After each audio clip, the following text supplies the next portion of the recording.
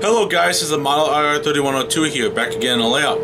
Today I'm going to be reviewing the all-new scale trains, Rivet Counter line, HO scale SD40-2 in the Norfolk Southern horsehead scheme with the Admiral Cab number 3229.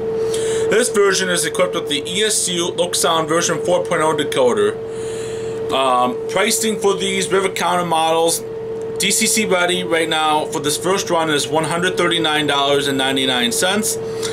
The DCC and Loksound version 4.0 equipped version is $199.99. I happen to pay $190 for mine since I took advantage of the National Train Show 5% off coupon. Now, Scale Trains announced their first ever diesel locomotive back in the National Train Show last year, July 2016. And they included the Operator and River Counter lines. The River Counter line included the Southern High Nose, Union Pacific Post 1980, Burlington Northern, Norfolk Southern Admiral Cab, and Chessie System / B&O. The Operator version includes the BNSF H3, Norfolk Southern Horsehead, Union Pacific Post 1980, and CSX-YN3. The Operator versions, the DCC Ready versions, is $79.99, and those are out right now. The DCC and Loksound versions will not be coming out until next year, early next year, because ESU is still developing a value price sound decoder for the Operator line, and for that reason the Operator line will not come out with sound as anticipated until 2018. Although they will be $119.99 on Scale Train's website once they come out. Now, the River Counter has an additional run of SD40-2s that are coming out in November. Those include the Milwaukee Road, Chicago Northwestern, CSX-YN3 with the SpongeBob Square Cab rebuilt, SD40-3 rebuilt, and Santa Fe. So this is what you get. This is what the box looks like. Here's what this end looks like. That end. This end. And then the back side. So let's do an unboxing first of this SD40-2. But before I do that, I'd like to show you a couple things that Scale Trains packed in the box when they shipped this locomotive over. They sent me this picture, which includes three Norfolk Southern SD40-2s. One of them was the rebuilt Southern High Nose. One of them is rebuilt with the Admiral Cab, but it's it's either an Conrail or one that they bought secondhand. I think this one might be an Conrail, but I'm not 100% sure. And then the third one is a non-Admiral Cab SD40-2, and that is the Conrail version. So that comes with the packaging. They also gave me this Scale Trains 2017 HO and N Scale Catalog Volume 1. And that is what they came with the locomotive. So, enough with the yapping on this part. Let's take a look on what is included in the box of the all-new Scale Trains River Counter line HO scale SD40-2 to Norfolk Southern. Now, pardon for the mess on my layout. This is where I do a lot of my bench work right here. But let's open this up. And I am standing behind the camera doing this, so the box is slowly but surely coming off. Okay, so box off. Right now I can see a operator's manual, and I'm gonna open that up for you guys so you guys know what is included. So this is the front, and of course it shows the River Counter logo on the top right hand corner, and it also shows that DCC and Sound by ESU Loksound. Here's what the first page looks like.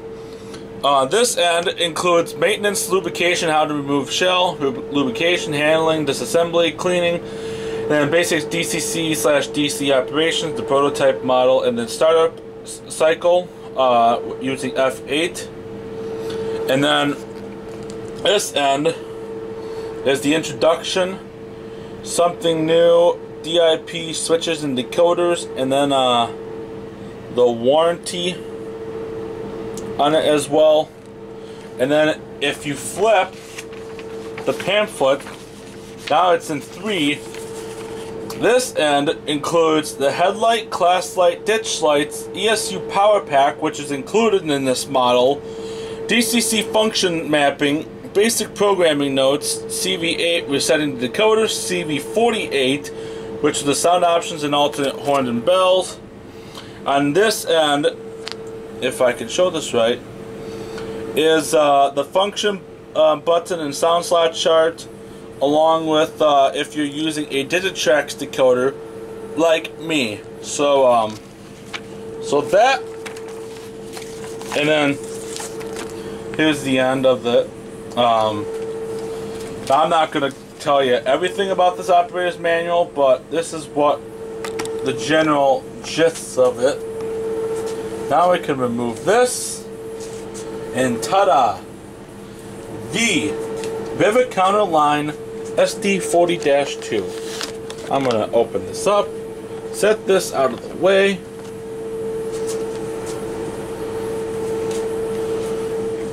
I'm gonna set this right here. Now the packaging is very, very similar to how the Athearn packaging is, I think, in my honest opinion.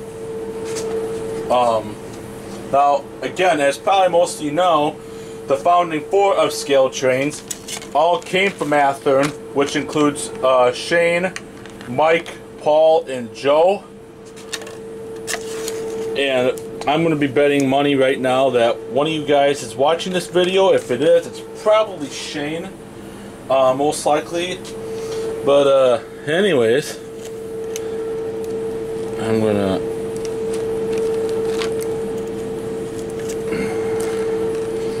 So I see that there's a truck bracket right here, and that just simply comes off. And then got a couple handrail foam pieces that got to be taken care of and whatnot. So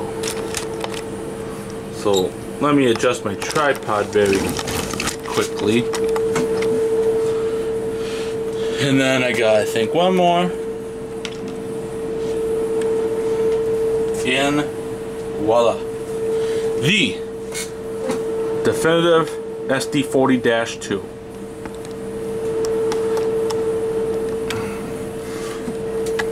And I'll flip it around. This thing is super well detailed, let me tell you. And I'll go over some of the details in a couple of seconds, but this is what this end of the SD40-2 looks like. Before I go over all the details and some of the details, I shouldn't say all, but some of the details, I'm going to place this locomotive right on my scale, and I just bought this yesterday to weigh all my locomotives. So, for those of you Europeans or Canadians, or I should say non-Americans, this locomotive is 524 grams, or it's in between 522 and 524. 1 pound, 2.4 ounces. That is 18.4 ounces, 0.524 kilograms, or 5.2. Keeps going between 522 and 524 for the most part, but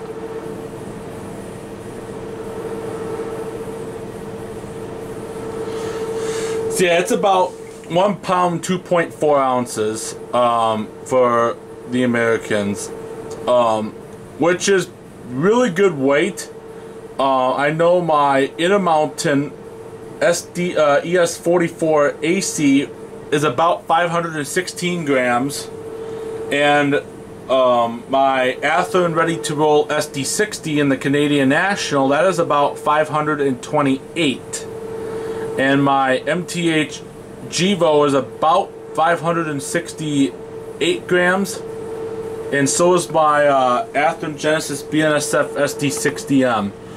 So to put in the perspective, this is my heaviest SD40-2 I have ever owned. This is my first non-intermountain SD40-2 I have ever owned. Between the 6 SD40-2s and SD40-2Ws combined I have owned, my heaviest is 448 grams, and that is for my second run SD40-2W in the Canadian National.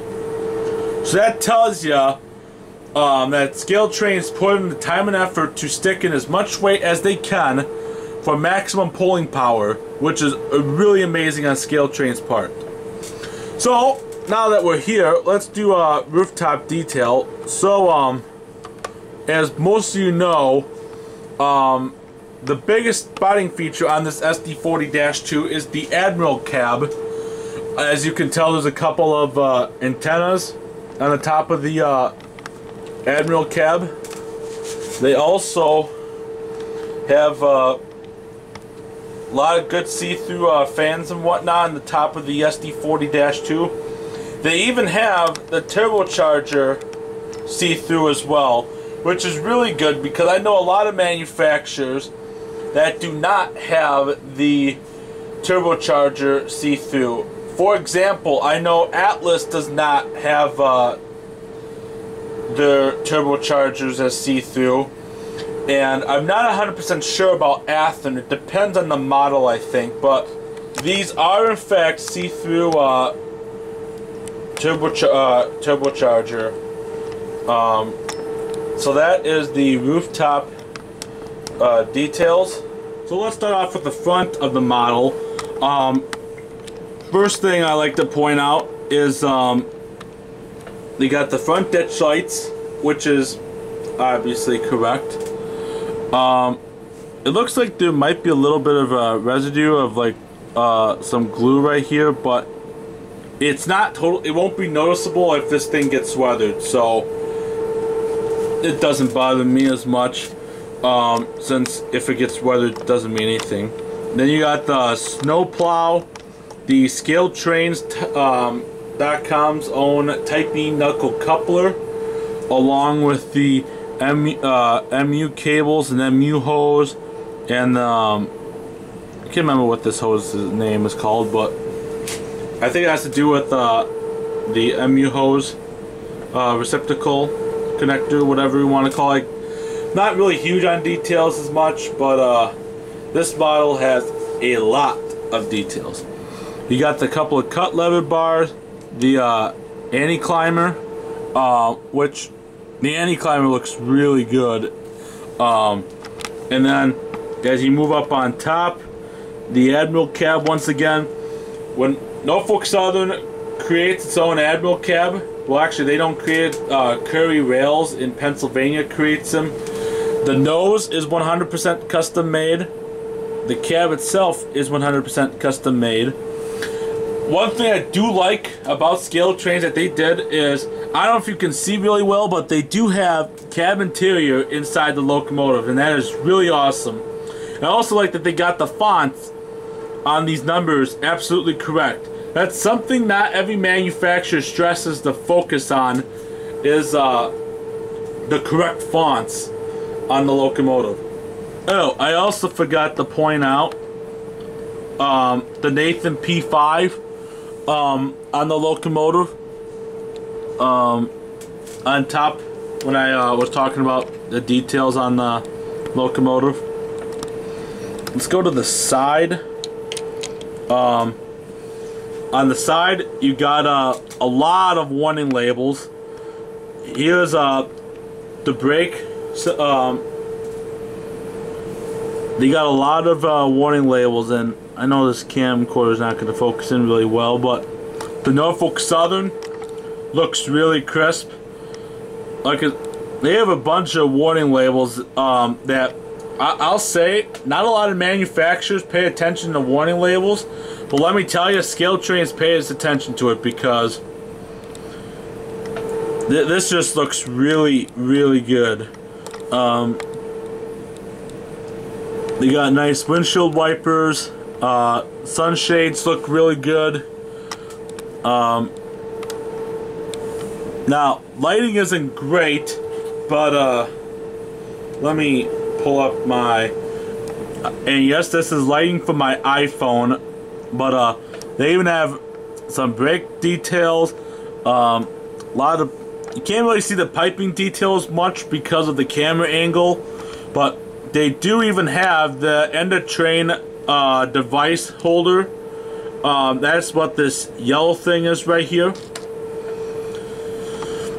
They also got 4 steps right here. Now every railroad is different on the steps. The relocated bell, since when Southern had these were long hood forward, so they had the bells mounted in the long hood. So that is correct. Paint is very crisp and even. The fuel tank looks really good. And I'm just amazed about how much detail Scale Trains has put into this model, even with the price of this. This is really amazing. And then let's go to the rear of the locomotive. Oh, Jesus. Rear of the locomotive, they got the MU hoses and cables, and they even got like these I think these extra knuckles right here, and that is a really good feature that I think Scale Trains does. Their own coupler again, anti-climber, rear ditch lights, which from what I heard they flash as well rear, so that'd be really cool if they do, per the prototype. And then moving on, and yes, that is the glare from my iPhone again, so I'm very sorry about that. And then again, almost the same amount of detail for the most part as is on the sunshade. Looks really good. I even like how they have the notching on the back of the Admiral Cab correct. That's just awesome. And then you can see the control stand on the SD40-2. Bunch of warning labels and whatnot. Correct turbocharger. And this is just a lot of warning labels. Truck piping underneath the locomotive. This is just a stellar model, and I cannot wait to put this on the track. In fact, speaking of putting this on the track, so I got the locomotive on the track, and let's start it up using function 8.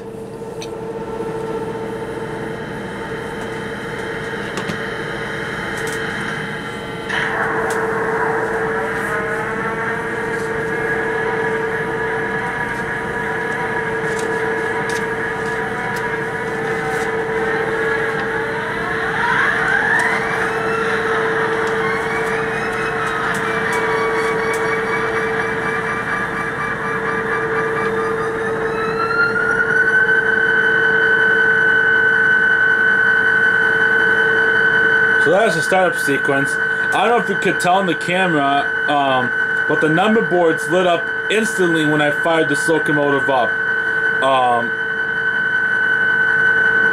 And that can be turned on. And that just stays on, which is really cool. F0 is the headlight.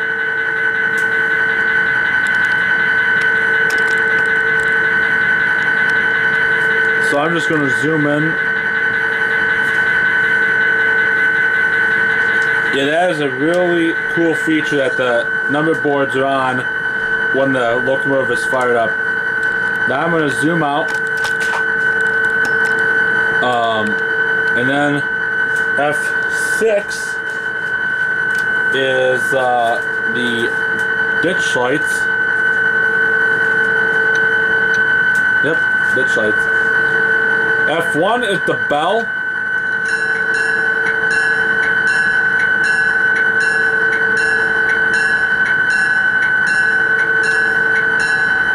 Now, I'm going to question why the bronze bell was programmed for the Norfolk Southern SD40-2s, because I've yet to hear a single NS SD40-2 X-Southern high nose with the Admiral Cab with a bronze bell. All of them I've heard have EMD steel bells, and I've seen like 10 videos on YouTube about it at least, and I've caught a couple of these Admiral Cab SD40-2s before in person, and all of them I've heard had EMD steel bells. It's not the biggest deal on the planet because I can go in and change it to an EMD steel belt via Stevie 48, but it doesn't bother me as much since I can change it easily with a local programmer. Function 2 is the playable horn, which should be correct, or it should be programmed correct in Nathan P5.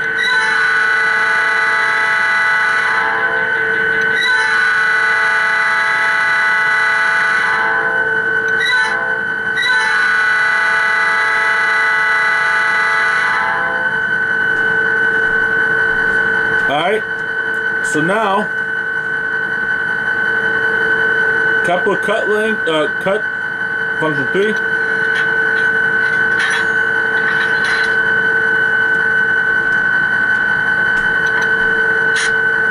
And now, function 4 is the dynamic brake. However, if you're in idle, like I am now, the locomotive will kick down to a low idle. So, to conserve fuel, because why not, we're going to kick it down a low idle.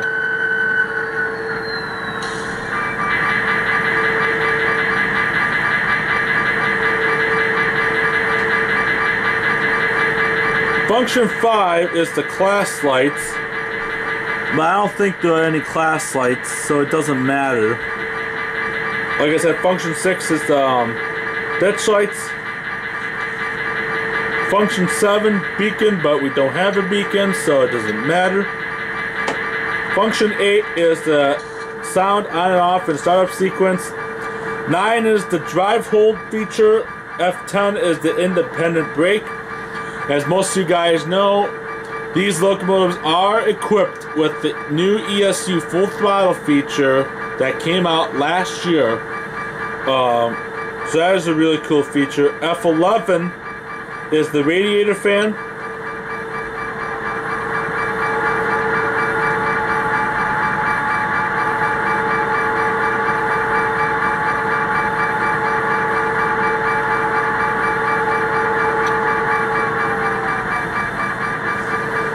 Function 12 is the dimmer, which turns down the headlight and turns off the ditch lights.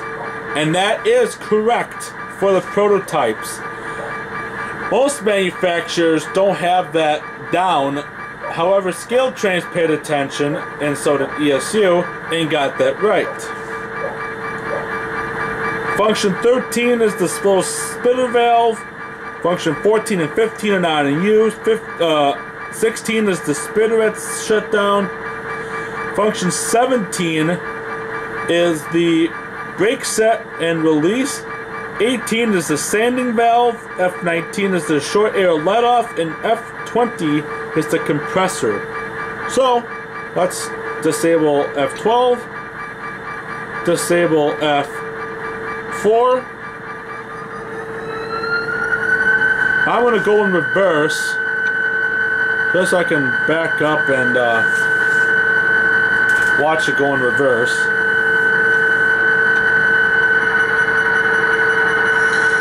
I'm on speed step 1 as I speak.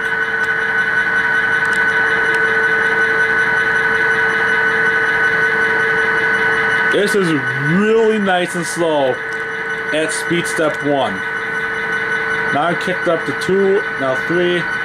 Now I'm just going to keep revving up.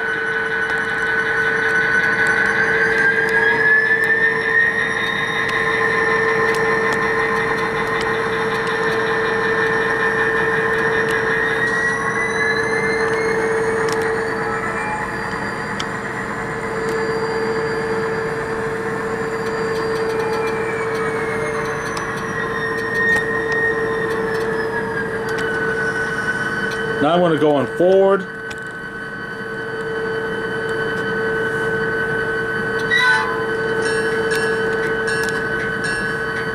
I don't know why my camcorder is not wanting to focus, but just got the focus.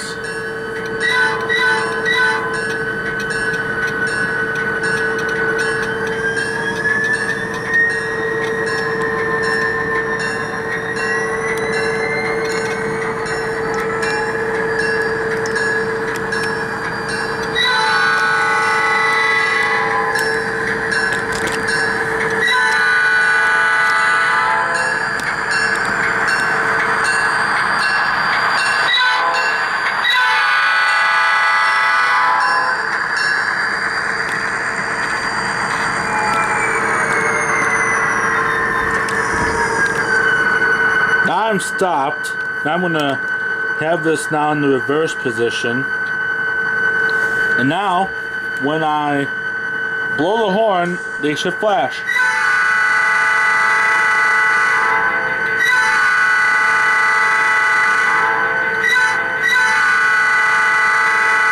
That is a really cool feature that ESU was able to have the ditch lights be flashing while they're in long hood position, which is really cool. Now I'm going to use F9 and rev it up and down just so people can see and hear how it sounds like with the drive hold feature on.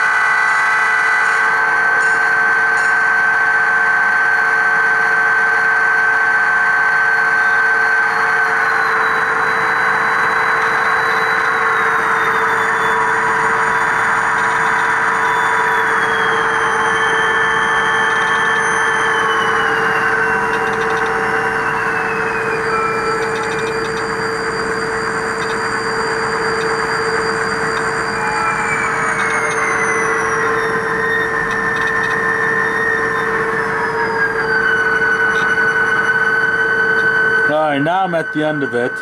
One thing I'm not really too big of a fan, although I can easily change this in CVs, is the grade crossing hold time, where how long the ditch lights flash once you release the horn. Now, Norfolk Southerns, they flash for a while after the horn is blown.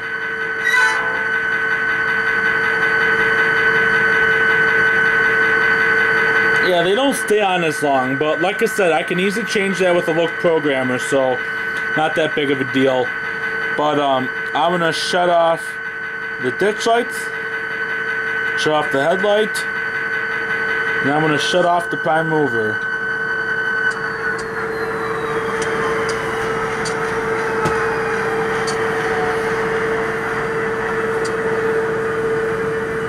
Now that is cool. That the number boards come off once you shut off the locomotive. That is a really cool feature. So let's wrap this up. So there you have it, folks. The definitive HO scale SD40-2 has finally come to the HO scale modelers like me. These $190 I spent on this Norfolk Southern Admiral Cab SD40-2 is well worth it. And be honest, I do not think this locomotive is worth $190 or $199.99 at Scale Trains is currently selling it online. It's not. It's worth like $220 at least. But it's not. They have it at a price point where people can affordably buy these items and yet enjoy them. Look at me. I'm enjoying this SD40-2 and I only spent a whopping $190. This locomotive blows out all of my Intermountain SD40-2s I have owned. And you know what's really funny is that I spent less on this SD40-2 than on one of my Intermountains just recently. Back in November, I picked up a Intermountain Rapid City Pure Eastern SD40-2 for $220. And this locomotive has like 5 times more detail, if not more, and it performs better. The locomotive performs better than the Intermountain. They're heavier than the Intermountains. The lighting functions are used better than the Intermountain. The use of functions and lighting and sounds on this locomotive are better than Intermountain. The detail's better than Intermountain. Practically everything, even the price, is better than Intermountain. Let me tell you. And here's the thing, the Loksound version 4.0 decoders retail for $129.99.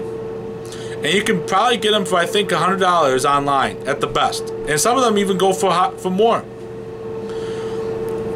To use a 4.0 decoder, use a ESU power pack in the circuit board and have front and rear flashing ditch lights along with number boards coming on and off with function 8 and whatnot. No wonder why Scale Trains claims that this is the definitive HO Scale SD40-2, because it truly is. Oh, and to be honest, I want the Tier 4 Gevos right now, Shane. I just can't wait to get my hand on that Tier 4 Gevo. You just impressed me already enough with that SD40-2. Just bring me the Tier 4 Gevos like right now. I want it. Right now. But anyways, thanks for making a great product, Shane Wilson, Mike Hopkins, Paul Ellison, Joe Oliveira, and the rest of the Scale Trains crew. Thank you all for such a great product. Oh, and by the way, your boxcars and tank cars and intermodal containers are also really amazing, by the way. But my focus isn't on them today. It's on the SD40-2. But anyways, for those of you still thinking about buying the Scale Trains SD40-2, I suggest you go get it, like, now. Like, get off this video, go buy yourself the Scale Trains SD40-2. Whether you want sound or not, that's up to you. But they're running out very quick. Just get it. Be done. Oh, and by the way, when you're on that, pre-order a Tier 4 right away. Yes. And I'm not from Scale Trains. I'm just a regular guy from the state of Wisconsin, just saying a bunch of randomness to you viewers. And that's what I like about doing these YouTube videos. I'm bringing entertainment to you. But anyways, thanks for watching.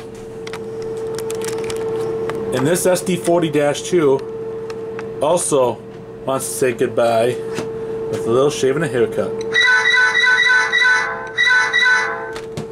Thanks for watching. See y'all next time.